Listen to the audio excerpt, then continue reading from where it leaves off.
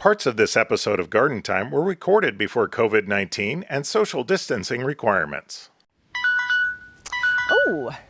Ooh, what's the alarm for, Judy? Is it a reminder to go to the Oregon Garden? Ah, that's a great reminder. Or a reminder to watch Garden Time? Ah, that's a great second reminder. But actually, it's a reminder that this is the last hour-long show of Garden Time for the season.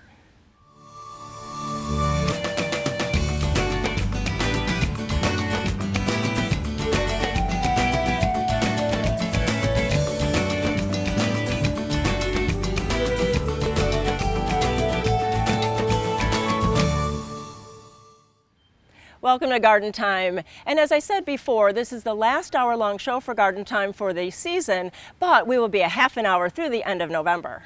And we're out here at the Oregon Garden, and coming up later in the show, we'll be meeting with Allie to go over some great blooming color in the garden. And also coming up in the show today, we'll be talking about plants for pollinators. But coming up first, great natives for the Pacific Northwest.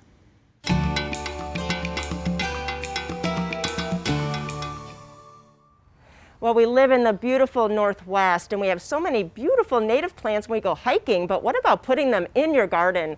I'm with Aaron Rivera from Al's Garden and Home, and Aaron, you are the shrub buyer and the native buyer. I am, it's true, yeah. And so you have picked out some great plants for us, so tell us about, let's start over here. Okay, sure. So the first one would be the ocean spray, Holodiscus discolor, right here. And that one, it's a great deciduous shrub out in the wild. It's blooming right about now.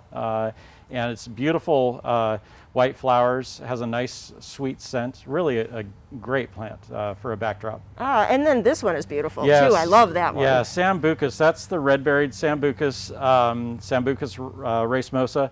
It's been in really high demand this year. Hard to find. They're a little difficult to propagate, but we've got a good supply now.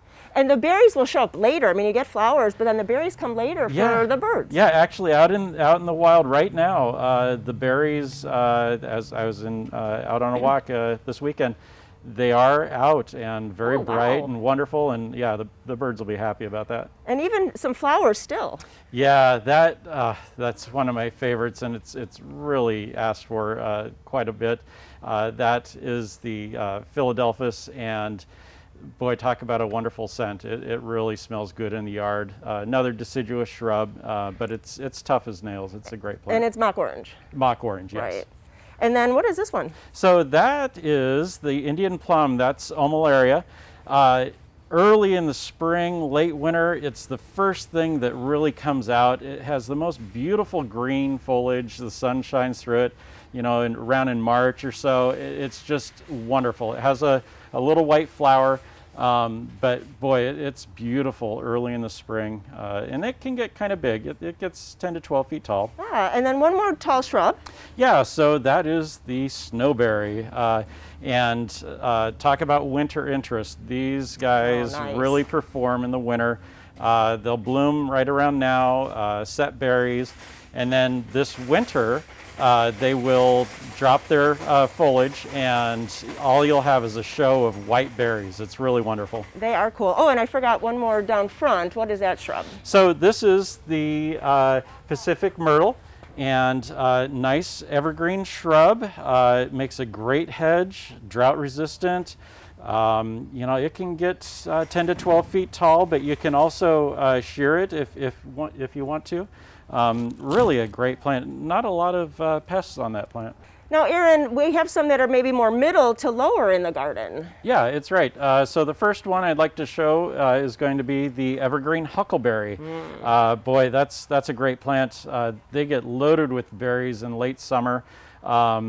Good for animals as well as people. I love the huckleberries, definitely. And then there's some berries on this one. Yeah, that is one of the Oregon grapes that's native here in the Northwest. That is the Mahonia repens, or the creeping Mahonia. It's a little bit lower. It can get about knee height. And yeah, it does have berries, nice blueberries, and yellow flowers when it blooms. It's really bright. Yeah. And then I know that we love the salmonberry when we go hiking if we don't have it in our yard. Yeah, it's a great performer, and yeah, the berries are beautiful. The flowers are really pretty.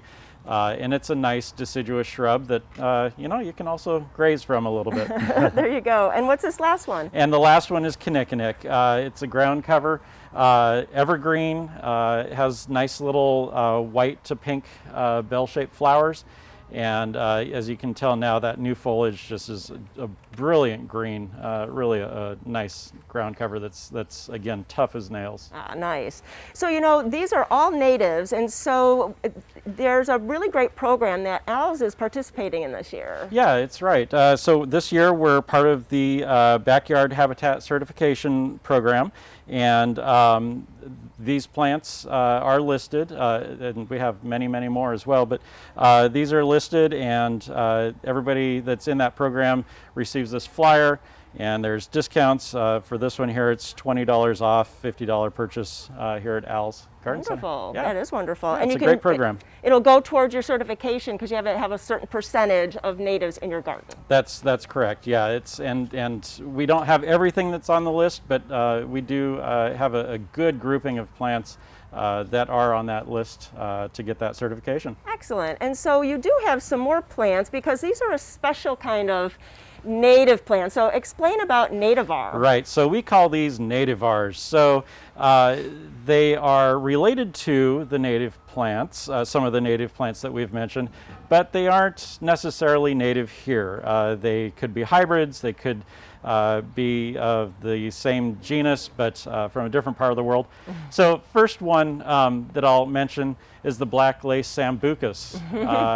That plant, again, it's a nice big plant. It has really pretty deep purple foliage in full sun.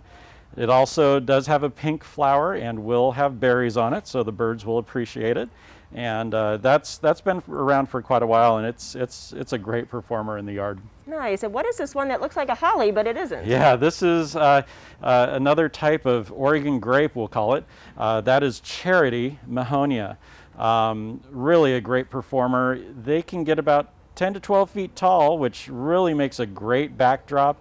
And then they get a huge whirl of bright yellow flowers and then berries. And I've got some in my yard, and boy, the cedar waxwings came and wiped it out one day just recently. They love the berries on that plant. And then what is the smaller one in front of it? Looks kind of similar. Yeah, so we also have this Mahonia. That is called Soft Caress. Again, that's another nativar.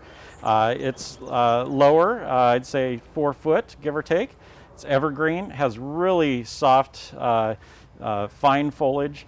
And again, another great performer, drought resistant or drought tolerant once they're established. And I have one in my yard. It bakes in the hot afternoon west sun, and boy, it does really wonderful. Nice. And that one that's kind of trailing on the far left? Sure, that's a type of manzanita that we just got in. That is the Pacific manzanita.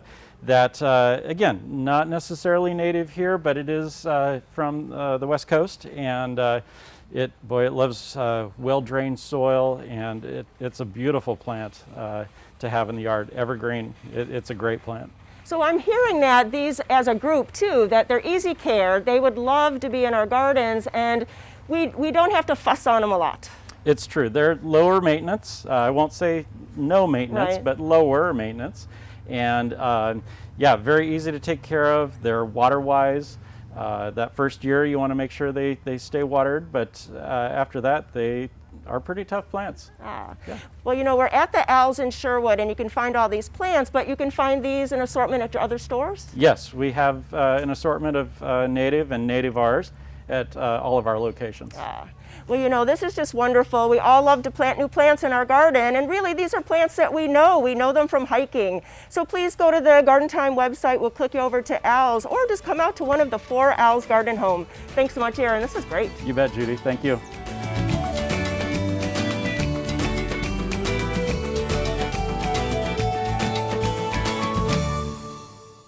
Garden Time is brought to you by Capital Subaru, your way on the Parkway. So for the parts of your life that just can't stop, it's essential to keep moving forward safely. And now it's easier than ever to own a brand new Subaru from Capital. Not only can you shop hundreds of Subarus online and get questions answered instantly, but now you can test drive, finance, and even complete your purchase all from the comfort of your home. So keep planning for the future. We'll be here to help make the road ahead just a little bit smoother. Capital Subaru, your way on the Parkway. Dram is celebrating 75 years of design and manufacturing of quality watering tools. Dram products feature 9 water patterns and are designed to nurture your plants with a shower of rain. Dram for lawn and garden, available at garden centers near you. Since 1929, Grimm's Fuel has powered great gardens around our area. With our comprehensive composting and yard debris services, we can apply quality garden mulch, compost, and blended soils with our experienced crews and trucks, including our landscape rock and bark products as well. We're proud of our industry-leading state-of-the-art composting facilities. We also can take care of your fuel oil and firewood needs. Grimm's Fuel, building great gardens since 1929.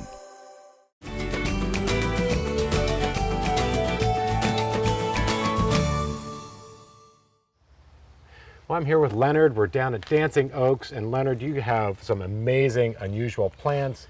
You got butterfly attractors, insect attractors, and just things you just don't find anywhere else. So you have a great collection that you brought out today. So what are we looking at here today? Oh, Ryan, I'm really glad you're here. It's fun to look at plants together. People are excited about different plants.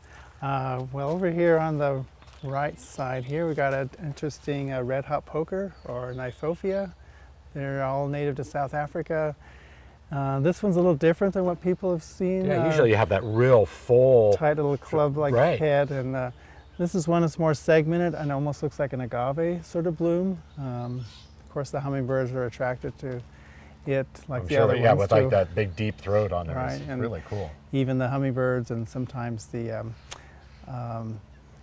cedar waxwings will go in and eat on those. Yeah. Interesting. So it gets about 4 feet high. Yeah, so it's nice. You know, the foliage is similar, but that bloom is just super cool and different. And then what this little guy is always fun. Oh yeah, those are the Eryngiums or sea hollies. Yeah. And they're in the carrot family, and the honeybees really like those. They can work around on there for a long time. This is a species called Eryngium alpinum.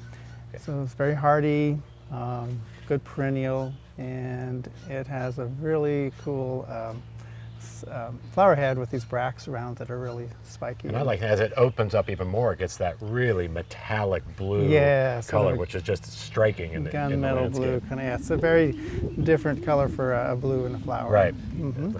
And then what's this cute little guy here? Oh, Ryan, that is a Chinese mint bush. That's a great kind of woody perennial. It usually dies down to the ground for us every winter, and then grows about 4 feet in the season. Starts blooming about midsummer and will bloom all the way to the long bloom, and a nice fragrance to the foliage, which makes it deer resistant. The bumblebees like it as well, and it's drought tolerant. So. It's nice, and you know, a lot of the mint bushes aren't necessarily hardy here, but this one. Is. Yep, that's a very good long-lived plant. And so, what else do we have in our little bag of tricks over here? So you got this little guy here. This is. Oh yeah, that's a nice evergreen honeysuckle. Even though it's a honeysuckle, it's not fragrant. But with a wonderful foliage that's really shiny and evergreen, you can forgive it for that. And it's a ground cover, but it has been known to kind of creep into little crevices and actually push itself up and climb a bit. But has these nice orange flowers. But not a climbing vine like you might think about honeysuckle, but more of a ground cover. Sprawling ground cover. Yeah, it's kind of a really nice glossy green foliage. Yes. And then this little guy buried in here with this cool yolk. Oh, okay, that is the Flannelbush, Fremont, and this is a cultivar called Kin Taylor, which is a cross between 2 species of the Fremont, which are native to California and into Mexico. And some of them are tender, but this Kin Taylor has been hardy for us down to 0 degrees. Oh, wow. Big shrub, so you want to make sure you have room for it. But it's also very loved by the bees, honeybees. Okay. And then this guy's, you know, if we're talking pollinators, this is a great pollinator plant. It is. That is the Asclepias speciosa, which is one of the primary food sources for the monarch butterfly. They'll lay their eggs in here, and the little guys will eat the leaves. And the flowers are really quite showy on it and fragrant. Nice native plant. It's a summertime. Right? Yeah. Summertime, and if it is a nice area where the ground is sort of rich and not too dense, it can run, so be aware of that. But we need to plant more for the butterflies. Right. Which is good. So you want more Yeah. butterflies, right? And you can share it. Right? Yeah. And then this cute little guy down here. Oh, this is from South America, into Chile and Argentina. It's in the potato and tomato family.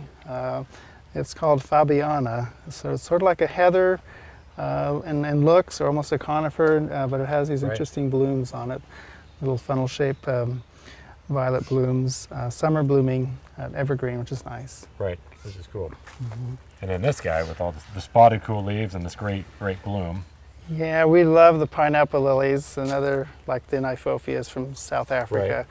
Right. And this one is called bicolor. It's a species, and this really wonderful purple margin to the little bracts here at the top. Edges on those are just So looks fake. yeah, and then these buds will open up to these purple spotted green flowers. So they're really just starting to, the show's just starting on this. And Eucomis comes from the name meaning good head of hair. So this is this little head of hair there. So Got a little mop on the yeah, top. knocked up. So And then last but not least, this wonderful plant, just coming into bloom is always a showstopper. yeah, this is the Aricema. This is native to Asia. Well, we have North American one as well, but the most diverse populations are in Asia. This is a Japanese species.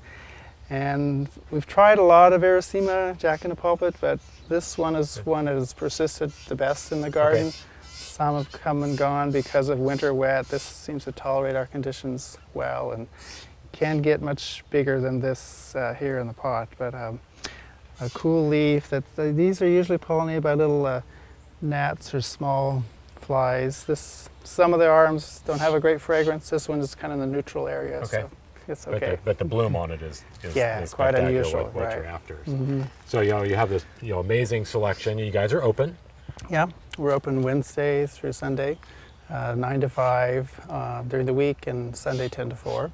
Okay. And we're out here. It's a little ways to get out here, but it's a beautiful drive to get out here, and it's well worth viewing these stunning gardens. But people aren't necessarily wanting to come out. You can purchase them online too. Right. Yeah, they can peruse the catalog online and see what we've got, and they can see what the selection is. They'll have to take into account that either they want to drive down and pay the gas, or us packing and shipping. So it'll be whatever's convenient for them. Right. But we definitely welcome you to come down. It's worth the drive.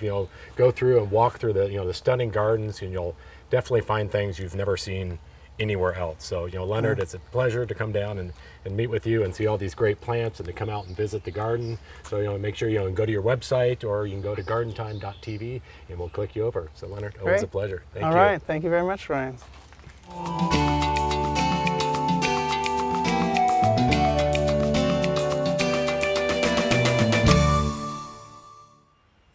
Our tip of the week is a really easy one. It's using your smartphone to remember garden chores. We have them all, we have calendars, and we forget when to do those garden chores, like when to fertilize those roses or when to water the houseplants. Just put it in your calendar, and then you'll get a reminder to do those chores. Using your smartphone for garden chores, that's our tip of the week.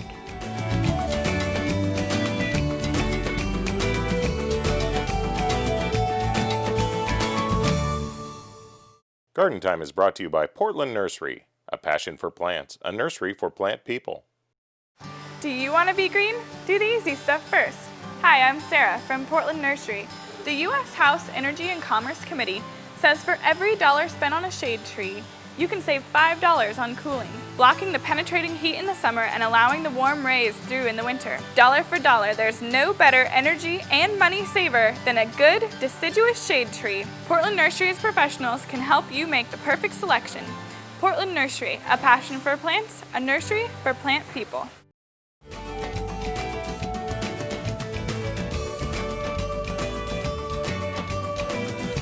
Judy, what are you doing? You said to follow you. Follow us on Facebook. Oh, man.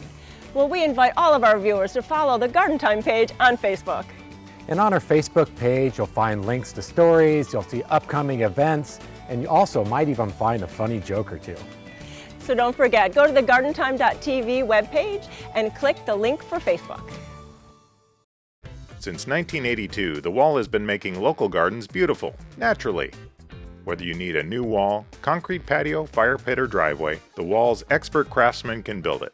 We back up our work with a 5-year warranty, so you'll know it'll last. We use the highest quality materials, including stamped colored concrete, natural stone, and we're the leader in using recycled concrete. Create an outdoor environment you'll enjoy for years, with the help of your friends at The Wall. At Garland Nursery, you'll find top quality plants, 4 generations of garden know-how, fun and fantastic garden decor, and the best in garden supplies. Come visit us at Garland Nursery. Since 1937, inspiring beautiful and bountiful gardens.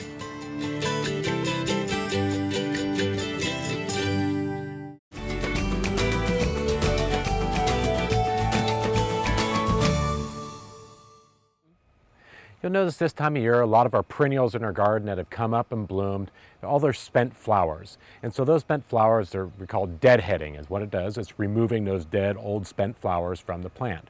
So for instance, on our rose, this rose bush has come up, it's flushed all of its blooms, and it's done. So what we want to do is we want to remove all those old spent blooms and deadhead this to rejuvenate the plant to make it come up and bloom again. So on roses, we want to go down, we want to follow the leaves. So this is a cluster of 3. We want to work our way down from the top until we find the first cluster of 5 leaves. We'll snip right above that first cluster of 5 leaves. What that does, our new growth will start branching out from there and will rebloom for the summer. So another plant we can do that with is we have a geum over here, and this is the same thing. All these old spent blooms, we want to deadhead this to remove all of that old foliage. So we can just go through, kind of clip all the old blooms off, and we're left with all the lush foliage that is still on there. And a lot of times on our perennials, by removing these old blooms, they'll regenerate and rebloom again. And so Judy's got a couple others we'll show you, and we'll walk over and see what Judy has to prune for us. Thanks, Ryan. So I'm going to show you about how to deadhead a peony. You know, peonies are finished blooming and you don't want all the energy to go into producing seeds. So you go down just a shape wherever you want to go and just above a leaf and just take off this old bloom stem. And you know, this foliage will just look beautiful until fall and no unsightly old blooms. And then I have this plant over here in the shade. It's called a Chinese forget-me-not or a brunnera. So these are all the old bloom stems. So we just want to take those off and this foliage just looks beautiful for the rest of the season. And we're going to go back to Ryan because he has one more plant to deadhead. And a couple other plants that we'll want to deadhead or get the seed pods off are this iris. So you can kind of see after the old blooms, it's left with these seed pods. If you leave these on the plant, it puts a lot of energy into this, and it's also going to reseed and pop up everywhere in your yard. So what you can do is you can just go down, remove the seed pods and the heads, you're left with the foliage, and that will stay up and look nice for the rest of the summer. You can also, another one you could do, this is a lilac. So this is kind of your old blooms on the lilac tree. And so, you know, we have this flush new growth and this dead ugly bloom. So we can just deadhead these, cut the old blooms off, and we're left with the pretty plant. So now you know about deadheading. It's a great time to do it. You'll clean up your perennials and your shrubs, and they'll look great for the rest of the summer.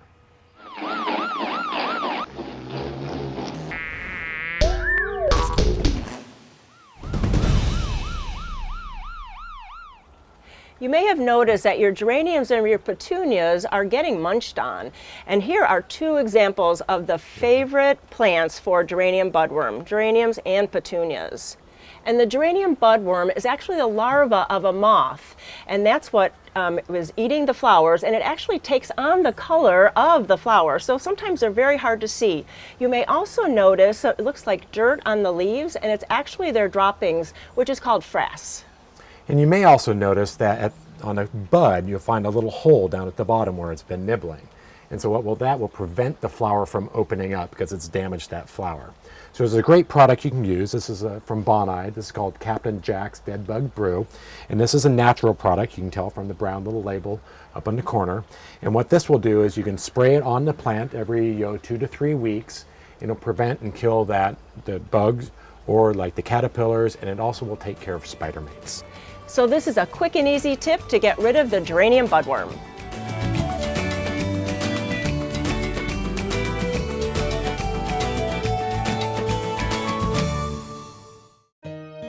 At Sagawa Nursery, we always talk about taking your garden from ordinary to extraordinary.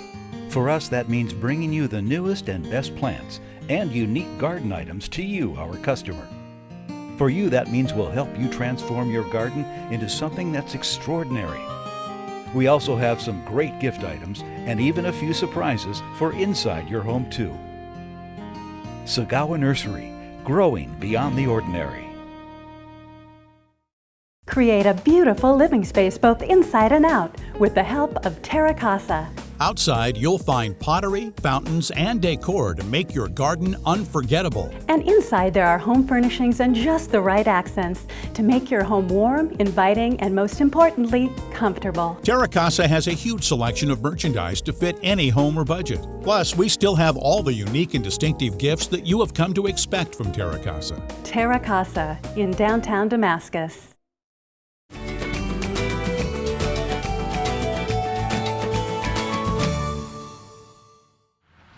Well, I'm out here with Barb. We're out at the Wooden Shoe Tulip Farms.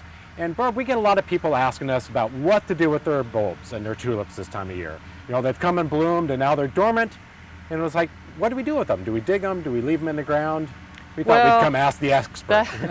Well, that's nice to come out and ask. Yeah. And as you can see, we dig our bulbs every year. Okay. I mean, we rotate our fields. June is when we dig, and that's usually when you hit to the stage where you can give a tug on that foliage and it comes right out. Okay. Now, in my house, at my home, I didn't never dig my bulbs. I leave them there. They come up religiously every year. It's great. So they're just going to multiply and get bigger. They're going to multiply, and I would say, you know, if all that you get is a few leaves here and there, you can dig those up, separate the bulbs, and replant them. But other than that, just leave them alone. Other than that, you know, the biggest tip I would say is when after they're finished blooming, is take that seed pod off. You'll get a bigger bulb at that time. And the other thing is give them a little fertilizer in the fall. Really, just to kind of just promote that, and you yes. want to be at a healthier Yeah, not bulb, too high in nitrogen. There's bulb fertilizers that work great. So that would be my tip. So it's great to know that we don't have to do anything at home with our bulbs, but looks like you guys have a cool process for what you're doing. You know, this is a system that we bought from Holland. You know, Okay. they have heavier soils.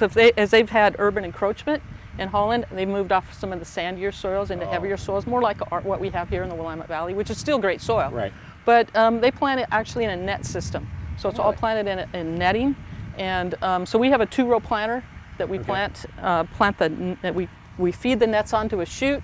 It puts the bulbs inside, and off we go down the road. And it just lays it down? It does. And then what we have out here is we have 2 different machines. One that lifts the net and lays it on top of the ground, and we let those dry out a little bit.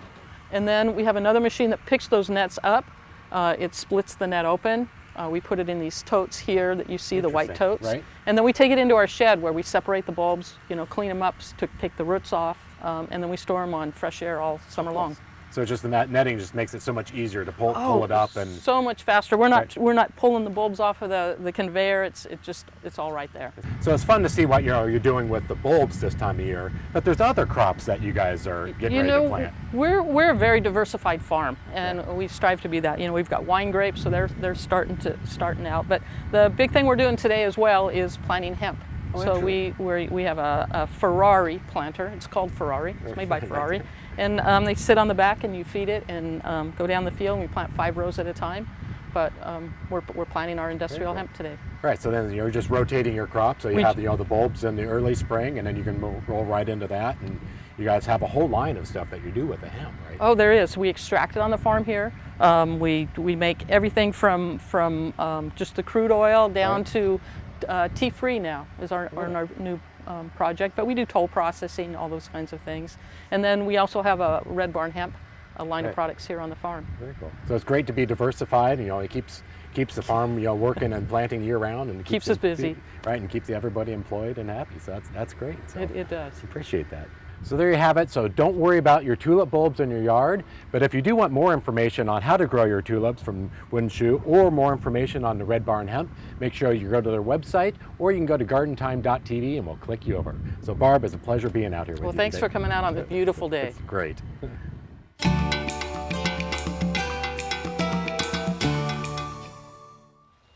Well, you may notice on your rose bushes this time of year, with all the wet weather we've had and the warm, that you will have the old blooms, and what can happen is we get what's called botrytis. And Botrytis is kind of this mold or mildew infestation that will get on the old flowers and the blooms. And what we need to do is we need to remove those from the plant and dispose of them properly. So to remove these old spent blooms, we want to follow down and find our first set of 5 leaves. So these all have 3, so we work our way down until we find that first set of 5 leaves, and then we'll just clip right above that leaf, and then we'll want to dispose of this. We don't want to leave it on the ground, and we also don't want to put it in our compost bin because those spores will, spread to other plants or the other roses. So we'll bag it, and we'll throw it in the garbage, and just make sure that it's out of there to prevent it. Now the plant will rejuvenate itself and flush all new growth coming up from there, so you'll get more blooms to continue it on throughout the summer. And as things kind of warm up and dry out, we won't have that problem after we get past the wet and winters. So that's what we'll want to do, is to keep our rose bushes looking great and continue them blooming happy through the summer.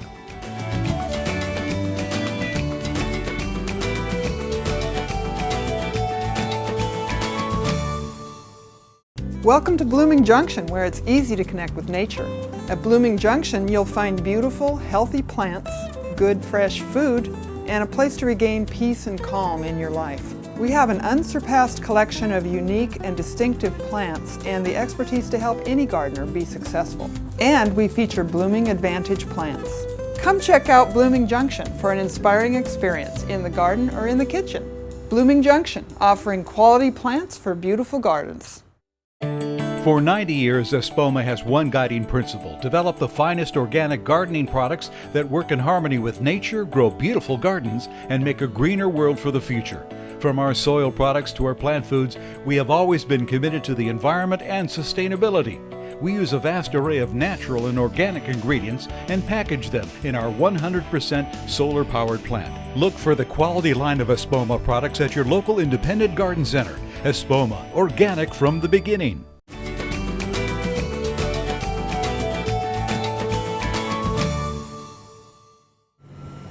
As gardeners, we love to use compost in our gardens to make our plants healthy. Well, we're going to get some information about compost. I'm with Jeff Grimm from Grimm's Fuel, and so Jeff, in the news we've been hearing maybe some compost from some places have been compromised. So if you can tell us about that. Sure. They've indicated in the news articles it's a clopyralid toxicity that's causing the problems in vegetables, and mostly vegetables, I guess. But it's clopyralid is a broadleaf weed killer that's mostly used in eastern Oregon for control of broadleaf weeds in pastures, wheat fields, stuff like that. And it's persistent in that it doesn't break down in compost piles, or when it passes through an animal, like they'll use the hay for animal feed, and it passes through the animal as it's just a long-lasting herbicide. And so this company had gotten tested, and they had one bad test, and it made the news. So how does that affect your business? I know that you put this facility in, amazing facility, plus you probably test all the time. Oh yeah, this first appeared 20 years ago. We first heard about clopyralid, and after a lot of testing and hand-wringing, it was determined that it's more of an Eastern Oregon problem, but there's no clear clopyralid that's used on this side of the mountain, except maybe in commercial golf courses and stuff like that. We've done bioassays for the last 20 years. Every month we take compost samples and we put sensitive weed seeds in, or not weed seeds, vegetable seeds in there, and then they test, an independent lab tests for the germination rate and the veracity of the seeds. They want to know how well they're growing. And so that's how they determine if you have herbicide toxicities. Our last test showed 100% germination and 107% veracity for the seeds. Wow, so when we buy from Grimm's Fuel, the compost or any kind of your products, we know that they're clean because you guys stay at it. Yeah, we don't import stuff from Eastern Oregon. So I think where you get in trouble is if you're bringing in manures or compost from Eastern Oregon and using those in your gardens. And so when we can contact you have all this information on your website? Sure. Yeah, and you have a blog, you have Facebook, and you even have a newsletter that we can subscribe to. We do. So really, you can trust Grimm's Fuel, all of their compost products, and really have a good product for your garden. So if you have any questions, please go to the Garden Time website, and you can click over to the Grimm's Fuel website and get all of that information. Jeff, thanks so much. Thanks for coming.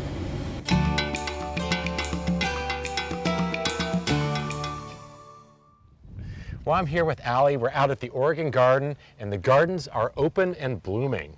They are, yeah. We've been open for a few weeks now. We do have some social distancing practices in mind, but we're open 10 to 4 all days of the week right now. Excellent. And we have a lot of beautiful things blooming here for you to come down and see. Yeah, it looks like you went and harvested it out of the gardens a little bit. I Found some did, great yeah. specimens here. So what do you have that's blooming right now in the garden? Well, this is a really cool one. This is a type of straw flower. It's Centaurea, and usually you see these as a little blue flower. So this yellow one is a little bit different and unique. Very striking. Yeah, it's very striking. A great cut flower too. And then this is a Lychnis. So this is a really pretty one. We also have this for sale in our retail nursery here at the garden. We also have these beautiful penstemon. These are great for pollinators. We have quite a big variety here at the retail nursery also.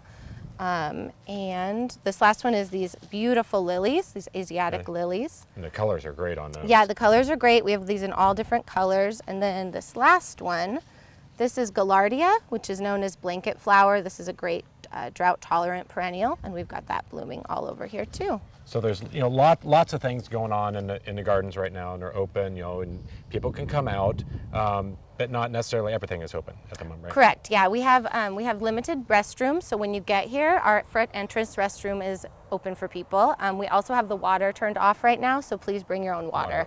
That's really important. And we still have, 80 acres of cultivated land, tons of beautiful gardens, over 20 gardens, lots of room to run around for kids. We're pet friendly, so you can bring your dog or cat. And you can bring a picnic. You can bring a picnic. Yeah, right now our visitor center is closed. We do hope to reopen during phase 2, and that'll be on OregonGarden.org when we're ready. Okay, so they can follow the website as far as the... Follow the website, yeah. We're trying to bring back things as we can with social distancing in mind, and so we will still have our Art in the Garden event. Oh, great. That'll be opening July 11th, and the art stays in the garden through September. Fun. So so you can bring your family down to the gardens. The gardens, they're open. Things are in bloom. You can stroll around. Bring food, make a day out of it. And come back and support the gardens and be outside, because everybody's just with the weather like this, they just want to get out and do something. Yeah, definitely. There's a lot to see here still. And what better place than the Oregon Garden to do that? So, Allie, it's always a pleasure to be with you and come down and see the gardens and stroll it. So, thanks for having us down here. Thanks so much. We hope lots more people will come and check us out this week.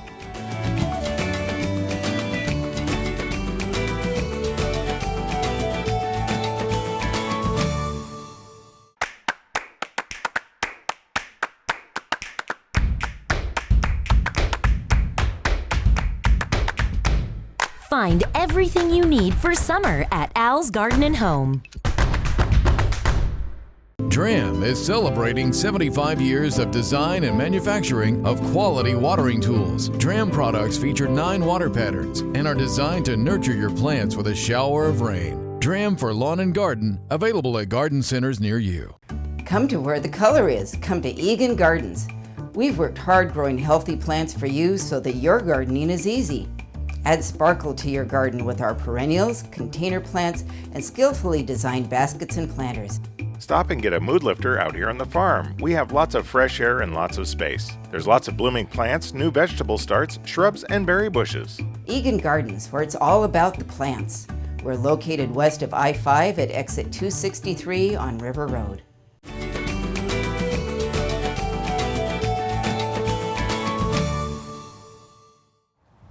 It's always a treat to come to Garland Nursery, and I'm talking to Brenda today. And Brenda, you picked all of these summer blooming perennials and shrubs that are just gorgeous. I love cottage garden plants, and you kind of get a feeling of that. And all of these are ones that I either have in my own yard or want to plant. I've been eyeing them to plant.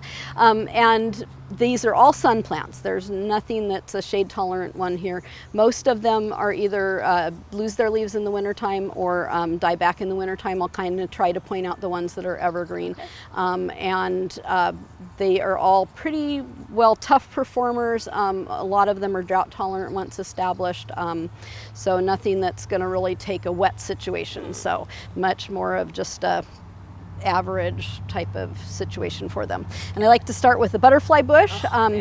For several years, the butterfly bush weren't available in the state because they were reseeding everywhere, but they've come out with some sterile varieties and fantastic looking. This one's called Miss Molly. There's another one called Miss Ruby. These are taller growing, not as big as the old Black Knights, but still a good sized. And then they also have shorter ones. This one is Blue Chip Junior, and it's a pretty short grower, and they bloom for quite a long period of time in the summertime. And butterflies love them, bees love them. Excellent, excellent plant. Then there's a couple other shrubs. The spireas are wonderful. If you deadhead them, they will bloom all summer as well. This one is one called Neon Flash. This one is one called Magic Carpet, which has that beautiful new growth that is different color than the rest of it, and if it's in a hot sun area, it does tend to have that more that overall cast of that tawny color. If it will grow in partial shade, and it will be more of that limey color in the shade. So it's a really tough plant. One of my new favorites, Erica, my sister, had it planted in the front of her yard. It's balloon flower, platycodon, and just, it's not a real long bloomer, but so unusual. Look at those flowers. Isn't that amazing? And they do look, they look like little, yep, they're so cool. Cool, cool. One of my new favorites, I planted it in my garden a couple of years ago, is Nadia, Thunder and Lightning, with the variegated foliage and those stunning flowers, and it gets pretty decently sized. You just have to watch out. Might want to revert to green, so pull out any green growth to keep that variegation. And to mention that there is a non-variegated form of it too. I'm hearing a lot of favorites. It's kind of funny. Oh, yeah. That's a recurring theme here. Cat Mint Nepeta is another wonderful early season bloomer, really tough, drought tolerant. This one is Walker's Low, and then they came out with a fairly new one called Cat's Pajamas, which is even shorter. Cute name too, all those little cat references. Good bee plant. Really and great excellent for bees. bee plant. Yeah, almost everything here. Yeah, the bees, great for the bees pollinators. really Yeah, love. definitely. Yep. Yarrows. Yarrows, and they're great for butterflies and bees as well. And there's a range of colors in the yarrows and different colored foliage. This one's Moonshine, has gray foliage and the yellow, bright yellow flowers.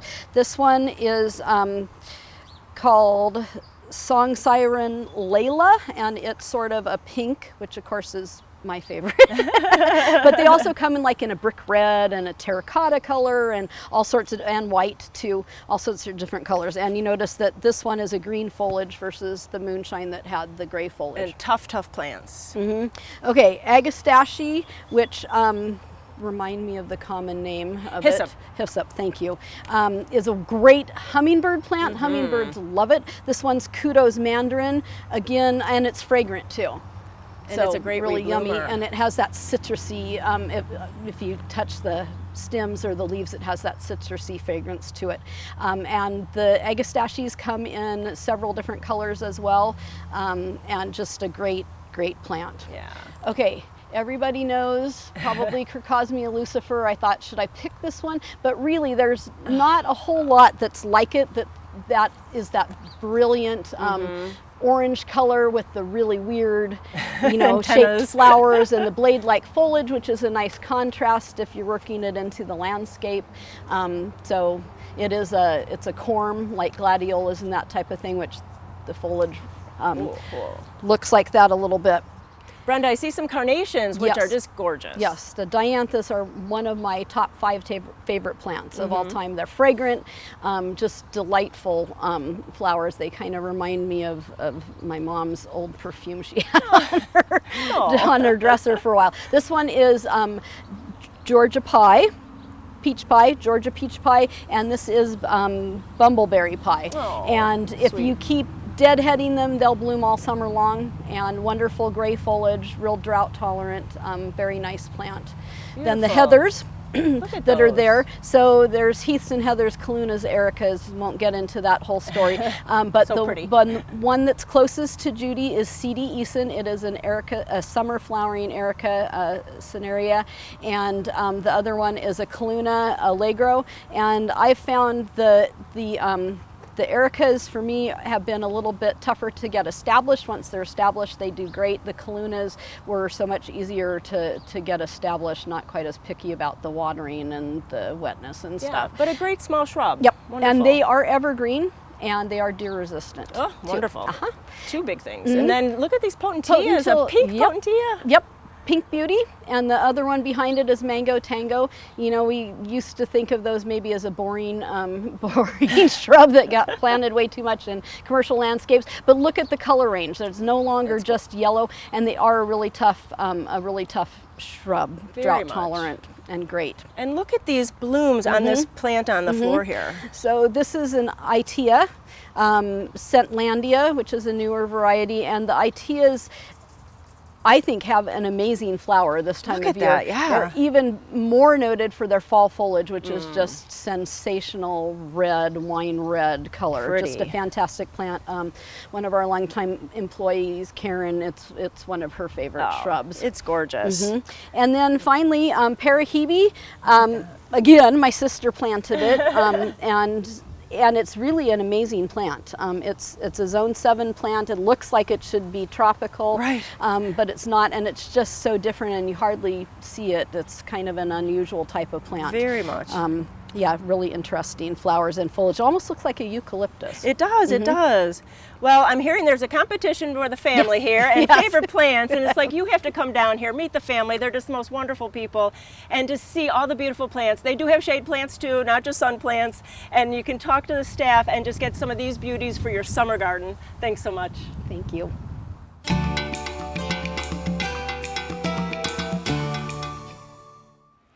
As many of you know, Garden Time had a trip planned to Portugal and Spain in October of this year. Unfortunately, it's been postponed. But the good news is it's been postponed and not canceled. So if you'd still like to go on the trip, it'll be going in October of 2021. And remember, there's limited space, so seats do fill up fast. The custom itinerary is still the same. We are going to some wonderful sites in Portugal. And we'll still be visiting some great sites in Spain, including Sevilla and the Alhambra.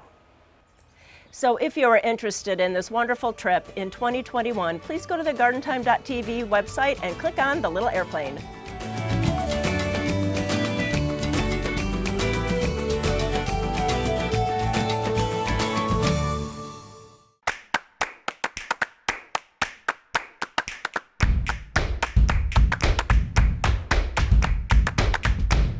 Find everything you need for summer at Al's Garden and Home.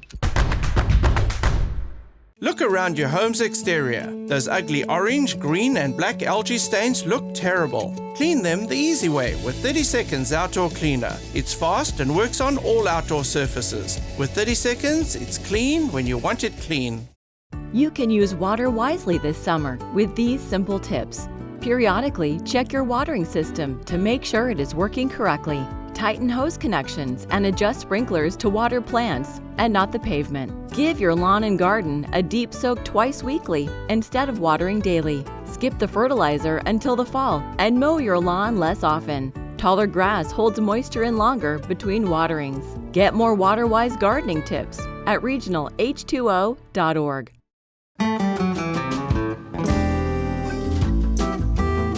Hey everybody, I'm Brian Bauman from Bauman's Farm and Garden, and welcome to the back room. Believe it or not, as a kid, this is where I would wash vegetables with my mom first thing in the morning before going to school. It's on the left-hand side here, we have our old farm barn, and on the right-hand side is our original store. This was a gravel back alley right between the two of them. We've now kind of put it all together, and I always tell people there was no master plan to Bauman Farms. We always kind of figured out what to do next. And at the farm, which we've been farming for over 125 years now, we have over 13 different types of berries coming off the field right now. One of my favorite ways to share that with all of you is we've created this sampler pack with 1 pint of 6 different types of berries. Now, some of these look very similar, but they couldn't taste more different. For example, this right here is a Logan Berry. Logan Berries to me look kind of dusty. It's a cross between a blackberry and a raspberry. Wonderful flavor. In fact, it's one of our favorite hard ciders, our Logan Berry hard cider. Across from it, you will see our Tayberries. Tayberries are very shiny. It's also a cross between a blackberry and a raspberry, but the taste between the two of these couldn't be more different. Both are absolutely delicious. The only way to find out which one you like better is to try them both. Blackberries are the same way. A lot of times people come in and ask me for blackberries. And I always ask them, well, which one? We grow on the farm 5 or 6 different types of blackberries. These are 2 of them here. The first one is an obsidian blackberry. This has a Marionberry cross in it. Delicious blackberry flavor. The next one right here is Columbia Star. This is one of the first blackberries. The canes do not have any thorns. Delicious, but very different than the obsidian blackberries. Again, the only way to figure out which one you like is to try them yourself. You couldn't go wrong with a red raspberry. Very iconic. But have you ever tried a golden raspberry? Delicious, slightly more mild flavor, but still wonderful. When you get a chance, don't wait too long because these sampler packs are only available for a short time at the farm. And right now, they're here and ready. We look forward to seeing you soon.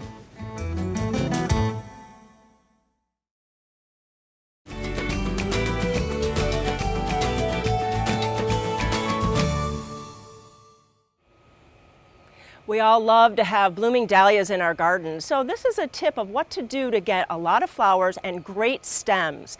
So what you want to do is get your trimmers or get your loppers, and you want to cut back to about 12 inches. Now, you know, our friends at Swan Alley and Dahlias do this also, and they just are doing it right now at their fields, and so they're just trimming them, and these plants are going to recover. You're going to have more blooms, you're going to have sturdier stems, and all those glorious flowers. You know, trimming your dahlias this time of year, that's a great tip to do.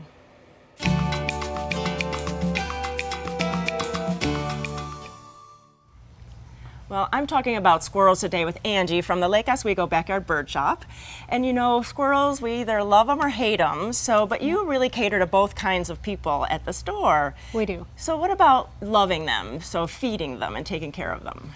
We offer all kinds of food for squirrels and nut boxes for squirrels, feeders.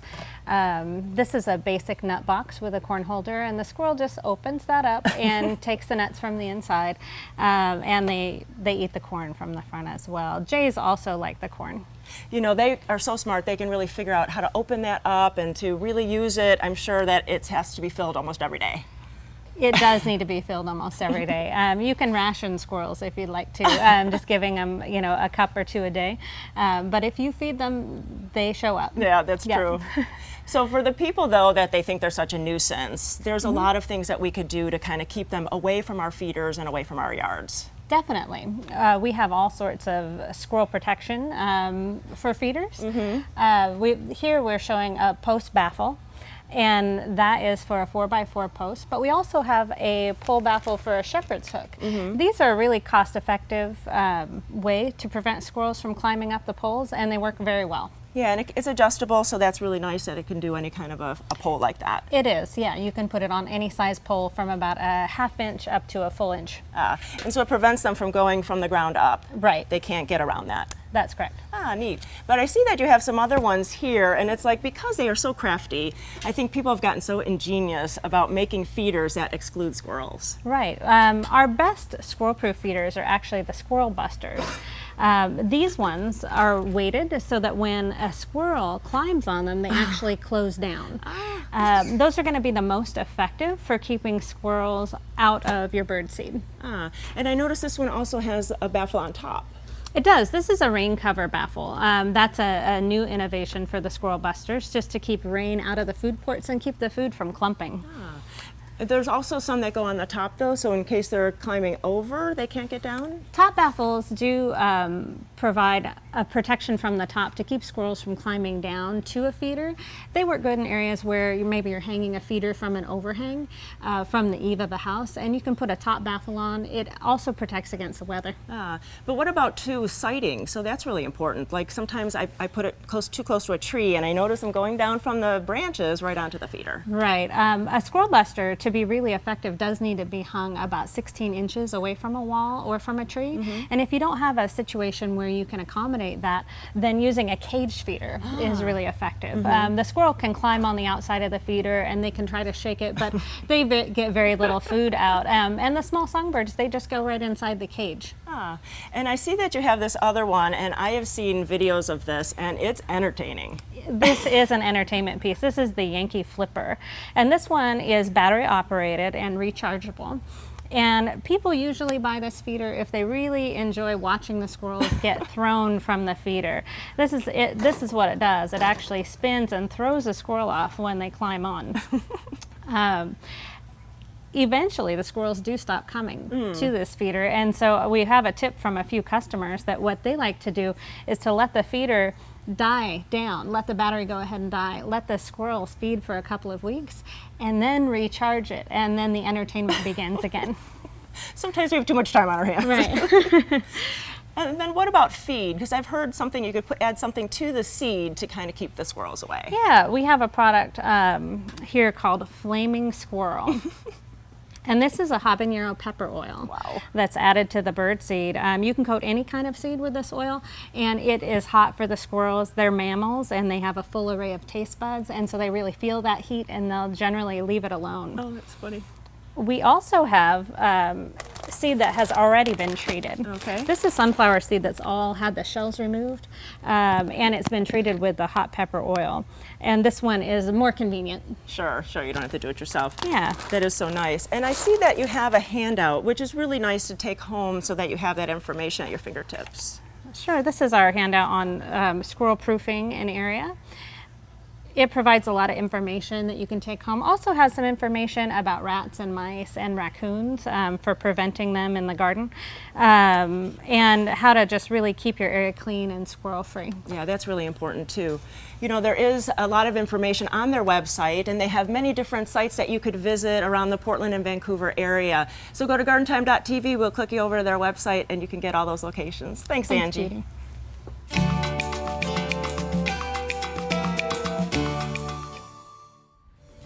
Thank you for watching Garden Time. And remember, this is our last hour-long show for the spring.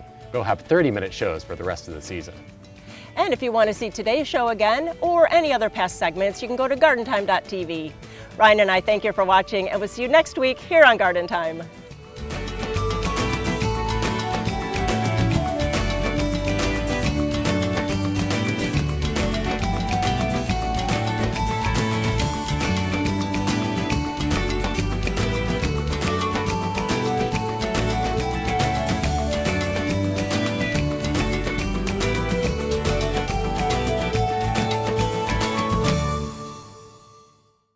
Parts of this episode of Garden Time were recorded before COVID-19 and social distancing requirements. Do you want to be green? Do the easy stuff first. Hi, I'm Sarah from Portland Nursery.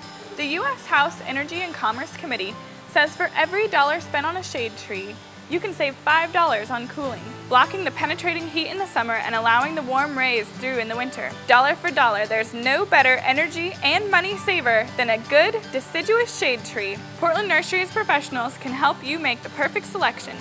Portland Nursery, a passion for plants, a nursery for plant people. Located in the heart of Willamette Valley's hops, hazelnut, and wine country, Caddy Farms is a beautiful option for your upcoming wedding or event.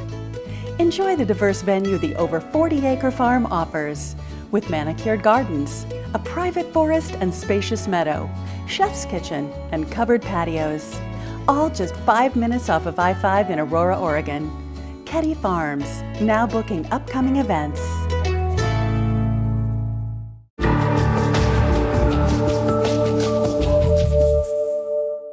The proceeding was a paid program of the Guston Creative Group and its sponsors.